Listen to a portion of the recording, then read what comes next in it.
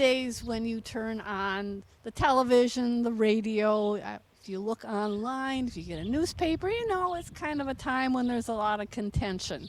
And so today we're going to look at something that shouldn't be contentious, that everybody would like, and that is baby horses. Yay! I am here with Diane Shapansky, and she's out here in the burbs of Coral City on Northern Foundation's farm. And we're going to be looking at her latest crop of foals. How many do you have this year? This year I've got 5 foals, and I just want to say this could be contentious too, because they're known as Tennessee walking horses, which has a bad rap because of a few rotten people that do nasty things to their show horses. But we've distanced ourselves. Nancy is on our board of directors for the International Walking Horse Association, and we now have our own registry apart from the big lick people. So these are heritage walking horses. Maybe before we go out and look at the baby walking horses, you should explain for the public what a walking horse actually is. A walking horse is a gaited horse. They do a 4-beat, evenly timed up gait, and I've been told if they're moving properly in a running walk, it sounds like meat and potatoes, meat and potatoes, meat and potatoes, the gait. Boom, boom, boom, boom, It's a 4-beat. It's an evenly timed up 4-beat. There's other 4-beat gaits that are not timed up and they're not even. These horses should do it naturally. So they are bred to be comfortable. You betcha. And another big plus, they are an all-American horse. They are an all-American horse. Made in America. That's right. They originally came out of Tennessee. Mm-hmm. And if you go down to Tennessee these days, there are walking horses all over the place. Oh, yeah. But that's also where we find a lot of the bad players, too, the big lick people. You don't see them around here. But you're not going to see any big lick here at Diane's place. So we are going to go out and we are going to look at the Frolicking Foals. You bet. Okay. Let's go.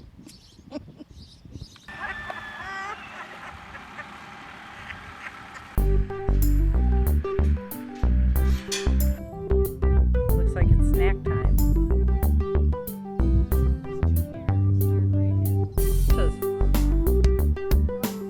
All right, so Diane, what do you mean by big lick? Big lick is a type of a class in the horse shows that mainly down south. We don't have any of that up here that I'm aware of. They nail these huge shoes onto the horses. They look like they're maybe 5 or 6 inches high. They put them on the front feet only, so the horse is walking on stilts, it looks like. And then they apply some caustic chemicals to the horse's legs and then wrap them in plastic wrap to cook those chemicals into the skin so that when they put the chains around their legs, they're sore. And the chains slapping the sore legs makes them pick their feet up higher.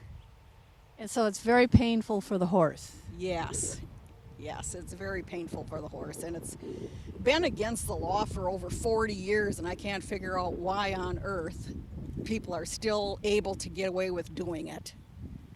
Well, it's really sad, and you're right, this is a contentious thing, but you're not going to see any big lick on Northern Foundation's farm, correct? You better believe it. So we are out here in the field, and how many foals have you seen out here? I've got five little ones from this year out here. And what are their ages? When were the first ones foaled? Okay, the first one must be taking a nap. He was foaled May 4th, I believe, and then this little one with the gray-colored mare over here was just born 9 days ago. Okay, so that's the baby. That's the baby. Does she have a name? Not really yet. And who's the one that's walking over by her there with a star? That is Felicity. And Felicity will be moving to Texas this summer. Okay. And she looks big for her age. How old is she? She is big. She's exactly a month old today. That's all. Yeah. And she's very independent too. Oh yeah, and she'll talk to you. Look at her. So where's Mama? I think this one over here is Mom. Off to the left. Yeah. Okay, and that's Lucky? Yep, that's Lucky Star. Now, what about the one that's over here to our left? What is the story about the mare here with the special headgear and the baby with the bell around its neck? Well, the mom is also a Star Gray daughter, which is why she's here. And she has moon blindness to the point where if she doesn't have the special mask on, she'll walk into walls and walk into posts she doesn't see well. And so I have to put the mask, it's a special mask made especially for horses with uveitis. And then you have to put the halter on over it good and tight because she's a master at getting that thing off. And the baby has the bells around her neck so that Mom knows where she is. And the baby has been really good about taking Mom in and out of the barn and in and out of the gate out into the pasture. So Oh, she's been helping Mama. she's been helping Mama, and I want her to be able to live as normal a foal life as possible. Well, it looks like she certainly is. Yeah, I think so. Does she have a name? She does. We're going to call her Skywalker's. I got to think about this now. Carrot? No. Well, she's orange like a carrot. Orange. Skywalker's. I should have brought my paper out here with the names on them. Skywalker's Lily something. I don't remember what now. What a sweet face, though. Look at her. I don't know who she is. She is a sweetie. So that's 3. Now, where are the other 2 foals? Let's go look. They're probably laying down up here someplace. Oh, I see the one's going down for a nap right now, or was. Oh, what a cutie. Whoa. Did you see her go? Yeah. That's the natural gait. That's the walk, the running walk. Yes. I wasn't fast enough with the camera. We'll see if she'll dance for us again. Oh. She probably will, yeah. I'll bet you there's Silver Lady right up through there. I'll bet you her baby's laying down over there. Now, tell me, what's the gestation period for horses? Normally 11 months. Some can go longer, some go shorter. And what about your mares? All pretty much 11 months? Yeah. On a 340-day range, they are give or take a few days. Now Lily went 10 days over the 340 days, and I guess she did that last year for her previous people. So, when they're born, does it take them a long time to have the foals? No. Man, those boogers pop out so fast. It's amazing how fast they're born. Within an hour, they're up on their running around and eating. So, are you camping out there in the barn?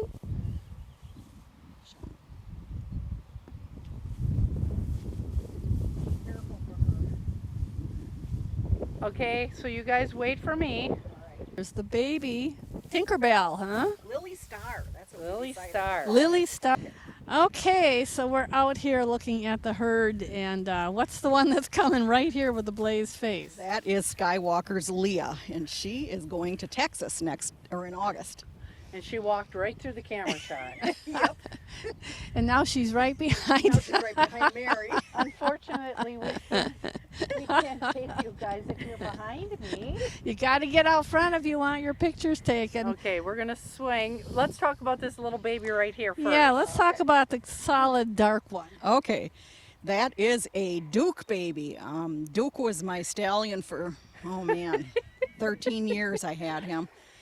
And quit nibbling on me. The horses are behind me are nibbling on me. Anyway, I had to put Duke down this last fall, and boy, he was a good horse. He was really a good horse. How old? 23 years old. And the mother is a true, they call them blue roans, but she's actually a black roan. The colt, I'm going to send in hair to find out if he inherited the roan gene or not. So hopefully in a few weeks I'll know something. All right, who are these two reprobates right here now? Make There's- up names. Yeah, make up a name. There's Quit Jr. eating my shirt. Duke Jr. and Felicity. Felicity's on the left, right, with the star. Yes. And then the colt is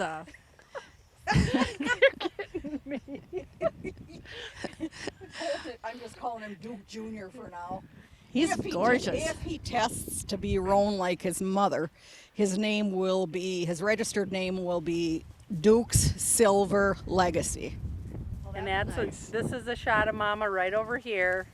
And then There they go. and then what I have to do is I have to show the audience why we're laughing because this is These two boneheads. these are our two assistant camera crew members that have decided that they were going to help us shoot the show out here at Diane Shapansky's Oh, they Northern- are camera hogs. Northern Look at them. walking horse ranch. I'll tell you, these horses are real standoffish, aren't they? Yeah, Okay, now this one here with the tan and the blaze. Now That what one- is this? What is this one's name? Yes. then? That one is for Mina. That's for Mina. Okay, now I'm going to try to get a little bit wider shot. But Oh, she good keeps luck with following that. Me. Good And then who's the one here with the black blaze? That is Leah. Leah. She likes to taste the camera. And now we've got a third assistant. And now we've got the Palomino. Yeah. That's Goldie. Hello, Goldie. How are you today, young lady? Is Goldie going someplace exotic? Yes, she's going to Texas too. Texas. And what will they be doing in Texas? Yes. What they do in Texas? Oh, okay. Well, the people that are getting them are trail riders, and they also are breeders. They're younger people, so it's kind of nice to see younger people getting in and being interested in saving these old bloodlines. And how old are these three? They're only yearlings. They're only a year old. Which brings up the topic is, baby horses are so outrageously cute, but they don't stay babies forever. And they don't really stay cute either sometimes. Like when they're trying to eat Mary over there. So they go from being little snorty babies into Adolescent yearling troublemakers. Yes. That's Leah chewing on you. My goodness. Go away. Yeah. Go away. Yeah, I don't know. These are real feral horses, that's for sure. You guys don't listen to cow language, do you? Means move. Oh, they think it means come over here. Oh, here comes another one. And which one is this now? This is Rosalie coming. The one with the big bald face. Yep. Okay, now Oh no, that was Pete over there, Pistol Pete. But this one's Rosalie. This is Rosalie. Yep. She came up here from Texas last year with her mom. Her mom is down over there. And she's going to be a nice mare, I think. I've always liked her. She's kind of got some wild spots. Would somebody say that she was a spotted horse? God, I hope not. She's a Sabino. And how do they define a Sabino?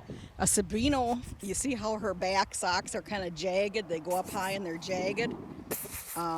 That's a sign of a Sabino. She's got the white chin and then the big face. Not all Sabinos have the big white face. Sometimes they'll just have a blaze. And then she's got the flank spotting. And then if you could tip her over, she's got some spots under her belly too. So who's going to tip her over? Not me. not for this shoot anyway. Oh my goodness, you guys. So now we got a baby over here having lunch. Yep. If we could get this one to go away, go away. Get out here. There we go. There, now we can get pictures. Oh my gosh. You see what I deal with? Every time I bring people out here, the horses are all Wait, over wait, 'em. wait. You cannot eat this camera. I do not think the director of the studio would be happy with you eating the camera. Horse slobber all over it. Oh, jeez. Oh, talk about pests, huh? I like horses that are friendly. How many years have you been doing this? Oh my goodness. And what made you decide 29 horses years. instead of like turkeys or exotic chickens? Or muskox. Muskox. I've always liked horses. My mom told me that I could make sounds like a horse before I could even walk. So you never know. Maybe you are the reincarnation of a horse. Or an old Indian. Don't know. Now, I see the babies. How often do they eat during the day? How often do they take a pull off of mom? Oh, very often. They're eating a lot, almost constantly. And so they're out there on the pasture, but you usually have them foal in the barn? I do. Normally, I have a pen set up inside the barn alley, and that's where they'll foal, because they foal early in the year, like normally April, May. And if the weather isn't good, I don't want them out in the rain, in the cold, having babies on cold, wet ground. And at what age do you wean them off from the mama? Well, this will probably be an embarrassment. Most people like to wean at 4 or 5 months. I like to have my babies with their moms through the entire first winter of their life, because I think having them live in a herd with horses, other horses, and learning the herd behavior just makes them a better horse. And they also don't come out of winter in the spring looking like little pencil necks. I hate that look. You see so many young foals that look like that. They're weaned way too soon. So I just leave them with the moms all winter. And is it hard to get them off of the mom then when it's time to wean them? No, because by that time the moms are already pushing them away. And the babies kind of form their own little pack and hang out together. So it's no big deal to take them then. And I see every time I look out here, they're taking a nap or eating. Apparently, they do that quite a bit during the day. Yes, they do.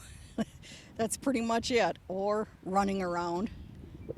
So if somebody looked at this and thought, "Oh, these really cute little baby horses, I've got to have one," what kind of advice would you give them? Oh, good Lord. Especially if they don't have any experience with horses, go someplace, take some riding lessons, work with an older horse. I wouldn't recommend that a newbie go out and buy a foal, because they take a lot of work, they take a lot of training, and if you don't spend time with them, you end up with a bunch of nasty, spoiled horses that are just mean. Don't know their limits. That Don't know. Try to eat the camera. Yeah. All right, we're going to try to do a little horse removal here so that poor Mary. Mary alive. Go on now. Come on. Goldie, go on. Get out of here. Go on. Move. Rosalie. Go on. Get. Go on. Go away. See, it's their cellular memory. They know who I am. That's why From they're years ago. fascinated. I think they want to come to work at the studio. What are you doing? I should have brought my cane out here to clobber you. Go on. No, I'm so interested. I just want to stand right here. I got that little guy when he was prancing around. Oh, So yeah. I got some nice steps on there. Ooh, good. And they are fun to watch when they're out here playing with each other and running around. Oh, yeah. Yeah, they get ripping around in big circles and racing around and rearing up and fighting with each other. They look like they're play fighting. It's a blast to watch them play. So how long do they stick to the mom for a while before they start playing with the other ones? Yeah, they hang with the moms for a while, and you'll see them as little guys, like that little filly that was born last week. They'll run circles around mom, and you see a whole pasture full of babies running circles around their mom. And what's really cool is when they're maybe a couple of weeks old and they discover the other babies, it's like, oh, there's somebody that looks like me out here. Somebody my size. Yeah, it's the coolest thing. So raising babies has its pluses. Are there any negative things? Oh, of course. You know darn well. You know, they always say if you want to make $1 million in horses, start with 10 million. so, yeah, it's costly. What kind of expenses do you have? You have your vet expenses, your farrier expenses, feed expenses, fencing expenses, because these yearling stooges like to disassemble fences in the winter. Oh, what else? Just upkeep and everything. How soon do you start them having their hooves taken care of by a farrier? I start them when they're about a month to 6 weeks old. I like to start them, and people ask me, well, why are you trimming your horse's feet so young? And he really doesn't trim at that age. He just picks up the feet and he runs the rasp on them a little bit. And the reason for doing that is, number one, it keeps their legs balanced, their feet balanced. Number two, it's a heck of a lot easier to teach them to pick those feet up and stand still for the farrier when they're this size versus 1,200 pounds. Exactly. Yeah. So don't put it off. Right. And what else do you do to train your babies? Oh man, train them to lead.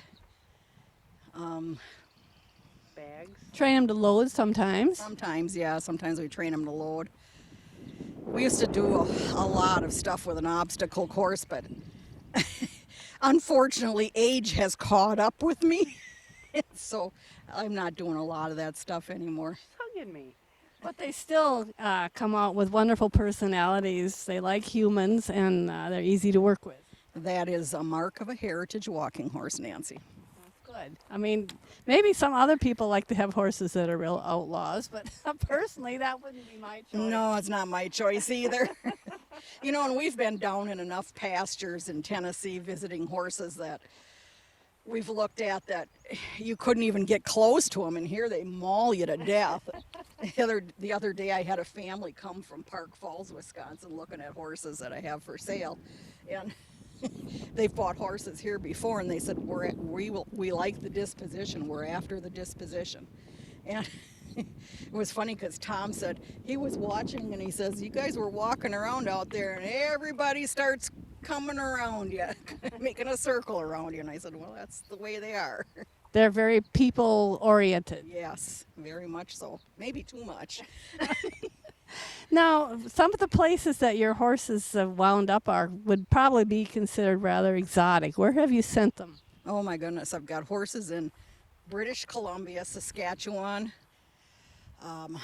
Ontario, Canada, California, Israel, Belgium. Trying to think of where. Italy, yeah, Italy. All over the U.S. and all over the world, really. So they have to be pretty special for people to want to be shipping them all the way to Italy and Israel. Yes, yeah, because that's not a cheap venture. No, what do they have to do when they ship them like that? Well, they have to go into quarantine for a month someplace at a USDA facility, a USDA approved facility. And then they get their paperwork done to go to whatever country they're going to. And once that paperwork is signed off on, they have to be out of the country within 30 days. And then they load them into these, they call it a shipping crate. It looks like a horse trailer without wheels and without a roof. They load them into that, and they get that up on a cargo plane and ship them overseas in an airplane. So they fly. They fly the friendly skies. You bet. I'm sure, I mean, that's the modern way to do it. It's not like they're on a big transport boat being sent that way. No. And they're well cared for. Yes. And it's a relatively short amount of time that they're in the air compared to if they had been on a boat. Exactly. So it is possible to ship them all around the world, and people do. Oh yeah, they sure do. So, how do they winter? How do horses winter? Let's not just babies, but any horse. Here? Yeah. Oh, okay. Well, my horses are wusses, okay? I always know when the weather's turning because they'll line up single file behind a barn and wait for me to put them in. So if it's going to be nasty cold, they're lined up behind the barn, I put them in. If it's raining, they're lined up behind the barn, I put them in. They got you well trained. They've got me very well trained. I don't do anything special like blanketing or anything like that. I make sure they have all the food and water they want.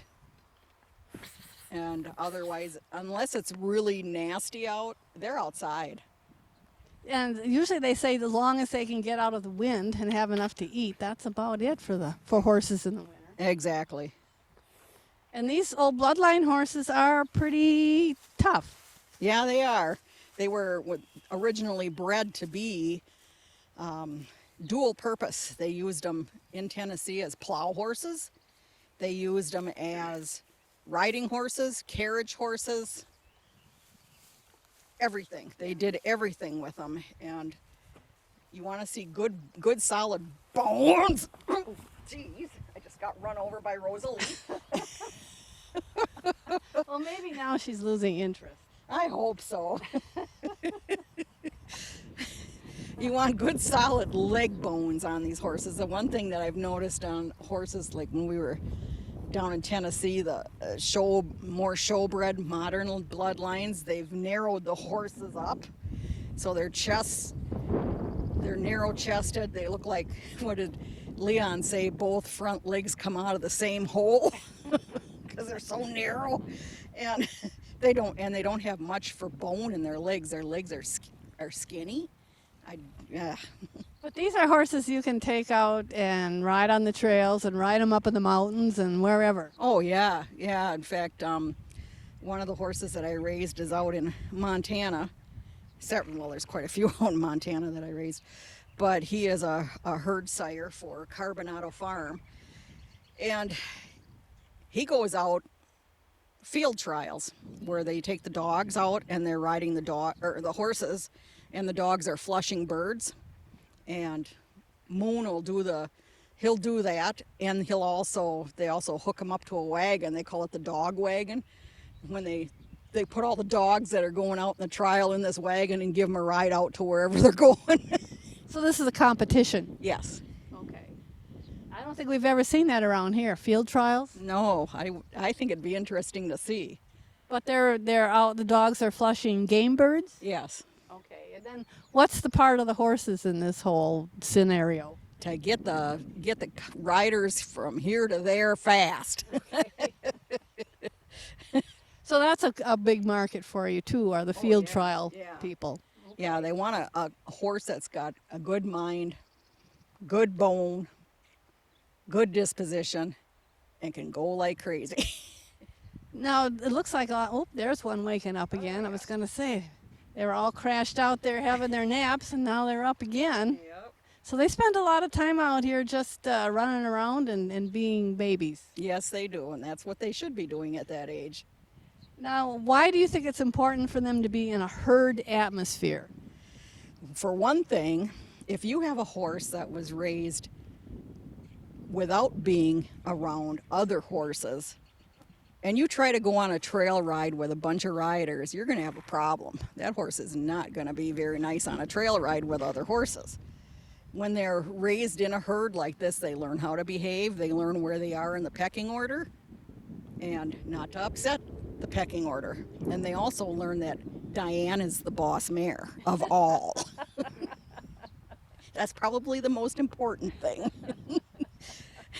So they do learn some manners from the mares. Oh gosh, yes. And I've even seen, it was funny because when I had a mare years ago named Lady, and her first baby, I think you'd remember Oscar, her first foal that she didn't have a clue what to do with it. I mean, he was just nasty to her, just a little snot. And another mare that had babies before didn't have a baby that year, so she buddied up with Lady and Oscar. And when Oscar would be nasty, Anna would go after that colt and show him this is not right. Manners are good things, whether they be in humans or horses. Exactly. A lot of lessons to be learned out here. Yep. Now, how many stallions do you keep? Well, right now I have a borrowed one from British Columbia. That's the Palomino up there. There? We'll catch him when we go back. Yeah, it's Okay. pretty hard to see He's from up here. by the barn. I see him poking his head out of the door. I have him, and then I'm planning to keep that little black baby of Silver Ladies. And I've also got a 2-year-old out in this other pasture, Jericho. So which of these babies so far this year do you think are the ones that are the most human-oriented? Oh man, probably the little red lily baby for sure. The one with the bell. Yes. Yeah. Because she will come up to you anywhere, anytime. Felicity will talk to you. She's a little bit more standoffish, which is typical of Lucky's babies when they first start out. She, but she will whinny at you. Pete, he's just a mama's baby. Pistol Pete, he'll talk to you sometimes, but he's a mama's baby. Okay. And the little Duke baby, he's gonna be a nice one. He's very nice. So out of the 5 that you've raised so far, how many have you sold? Let's see. Felicity is sold. I think that's the only one out of these 5 so far. I haven't made up my mind on the Lily filly yet, and Pete, I'm working on. I'm working on getting him sold. Well, in other words, if you sell them before they're even a month old, that's a pretty good deal. Yeah. Usually I've got them spoken for within a week or 2. Oh, the other one would be Ruby's baby, possibly. Which one was that? That is the little one that's laying down, the youngest baby. Okay. You got nice pasture out here, a happy place for the foals to run around. Well, I hope they're happy. What do you do to keep your pastures in good shape? Well, I spray for thistles and weeds, which doesn't look like it right now, but the thistles are curling up a little bit. I clip, I mow, and I compost you can see the manure piles around various places here. It sits and it composts all summer long, and then in the fall of the year, late fall, once pasture's done, I'll spread the manure back on the pasture. Well, they look really happy out here. But you've got other pastures beside this. Yes. Yeah, I got 3 pastures total. Plenty to keep you busy? Are you kidding? This is retirement. Yeah, this is supposed to be retirement, Nancy. Tom keeps saying, when are you going to retire? But this is your heart's delight. It is. It is. I really enjoy these old bloodlines, and I was talking about eventually selling out the herd, and Seth says, "But Grandma, you can't do that." He says, "There just aren't that many people that seem like they care." I thought that's pretty wise for a kid. From out of the mouth of babes comes great wisdom. Yep. So, 14 years old. yeah. So now we got, let's see, one baby all crashed out here in the grass, and another one that's probably getting ready to eat again. So that's probably what their daily schedule has, a lot of eating and sleeping. Pretty much that's all they do at this age. And that's kind of typical of any baby. Oh yeah. These are nicer though. You don't have to change diapers, and they're not crying at you in the middle of the night. That's all good things. Now, you always breed for spring babies, correct? Yes, I like them born in the spring of the year. It's probably just easier weather-wise.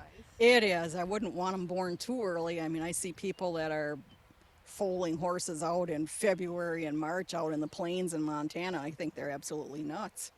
Yeah, I think it's tough, too, for them. It is. Yeah. They have a lot of problems sometimes. And they lose them.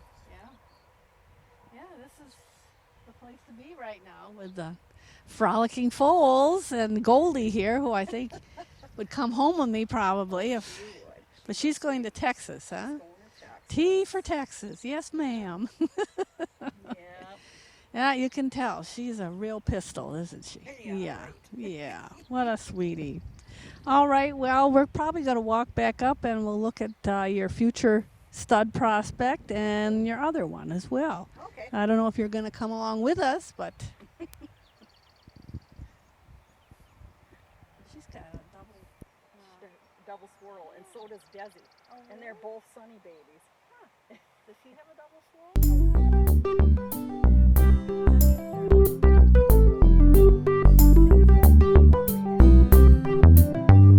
If it's above or below the eyes.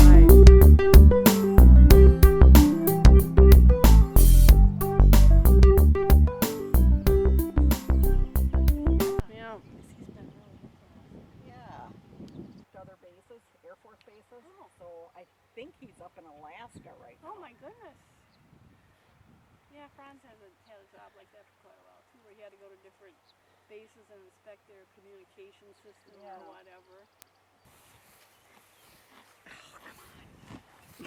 There we go. There's our camera hog. There we go. Let's see what we can do. Here. I would like to be on Trumbull County Community Television. Hey. Okay, we're going to keep moving. Oh, Felicity's talking to us. Yes, she is. Is she a big talker? Oh, she talks all the time. She likes to talk. Yeah. What's going on, hon? Huh? Talk to her, Diane. She's a Hi, bold one. Felicity. Can you talk to us? Talk to us, girlie. Oh, I guess she's not going to talk anymore. Come on, you guys, beat it. Not that the big... Felicity. Come on. Come on. She says, no, I don't want to get over there with those big teenagers. Yeah. Come on. Come on.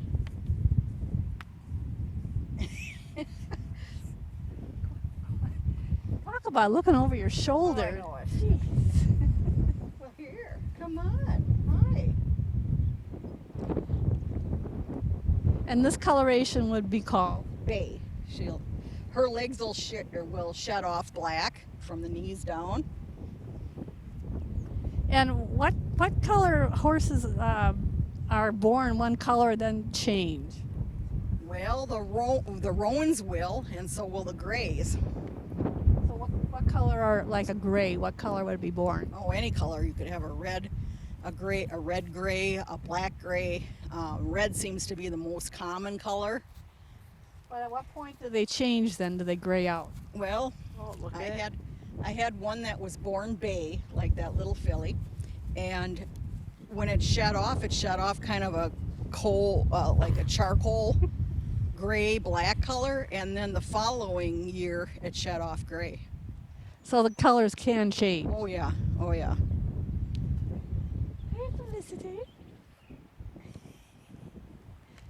She is a doll, isn't Okay, we're eating on the camera stand here. She's so fascinating. Look at her. I know it. God, what a new one now. The boys over there in the boy pasture, the one that's coming towards the fence, the black one with the weird face markings, he's headed to Israel this fall. The one in the middle is a red roan. Remember how we talked about how they would change colors? When he was born, he was totally red, and he changed as he shed off. The more of the roans started to show up. And he's headed for Texas this summer. And then the one on the right, that is Jericho. He is my 2-year-old stud prospect that came up from Texas. And so what do you look for in a stud prospect? Bloodlines. I like good bloodlines. I want bloodlines that have proven themselves to be well-gated, good minds, good bone, good personalities, people-oriented. So the color is really gravy. Oh, the color, yeah. Definitely good gravy. Oh, he comes from a different bloodline from Texas. They call him Ryder, R-Y-D-E-R.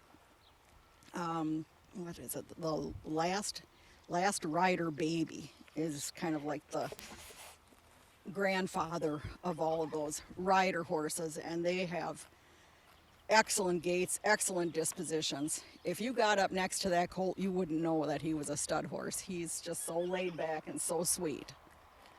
Well, that's good. You don't necessarily need to have a raging stallion. No, I don't want that. I don't want to be breeding that either.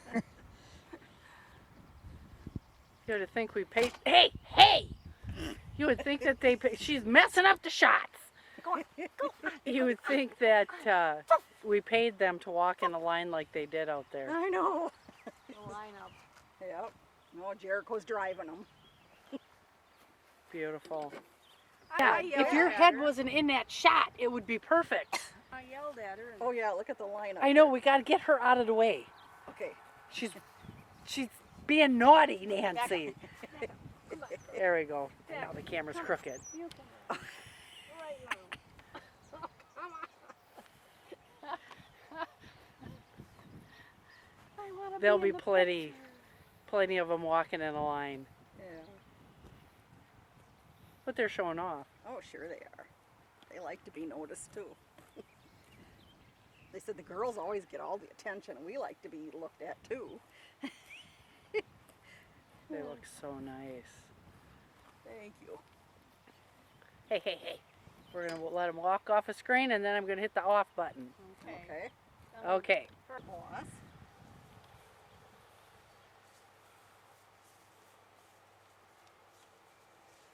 Dwayne is bigger than Jericho, and he's only a year old. So what kind of fences do you use? I have 8 strands of barbless twisted wire, and then I have a hot wire offset on the interior of each side of the pasture fences. And that keeps them in pretty well? Oh yeah, yeah. Except you said winter. Winter, I don't know. I don't know if there's a fencer alive that works well in the winter when you got a snowpack on the ground. Especially when it's 100 inches. Yeah. But they respect the fences. Oh yeah. Until winter. And then it's a free-for-all. Perfect. Okay, and who's the Palomino? That is Tasunia Sage King's Echo. He's a Palomino stallion. He's from British Columbia, and he's supposed to be visiting here, but he's been visiting for about 3 years now. And you've got babies from him. I do, the Palomino filly out in the pasture that was trying to eat Mary's camera. That's one of his. So who's his pasture mate here on his left? That is Aurora. She's one of my homebred mares sired by Star Gray, and she's the mother of the Palomino baby that you saw in the pasture. How old is Sonny?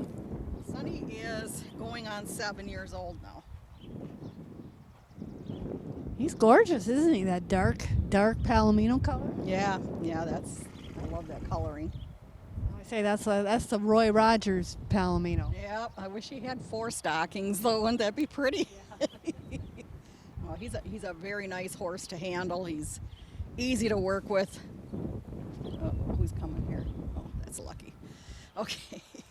He's very, very nice, very good disposition, good temperament. Now, do you take outside horses on your property for breeding? I did this year. I'm very picky about what I take in. I probably won't be doing it anymore. So I guess the answer is yes and no. And also, you had some sperm saved, right? Can you explain what that process was? Yes, I took Duke before he was put down quite a few years ago, over to a Hoffman Stables in Preston, Minnesota, and had him collected. They collected semen and they froze it, and it's been in storage ever since over there. And my hope for next year is to haul mares and foals over to Preston and have them inseminated there. The vets here don't do that with horses, so I'm going to take, and Deb does that kind of work, so I'll take them over there. It's a little bit harder to do AI on horses than cattle. Am I correct? I believe so, yeah. Your chances of having them settled don't seem to be real great, and you have to know how to work with that frozen semen too, and a lot of people don't know how to do it. Looking foals today. I hope so too. Because it's always fun to be around the babies. Yes. It is. And what better? Like before we did bunnies and we did lambs, and this is just another step in this adventure on baby animals. These were the foals. So thank you, Diane. Well, thank you. Thank you and Mary for having patience with my camera eating babies.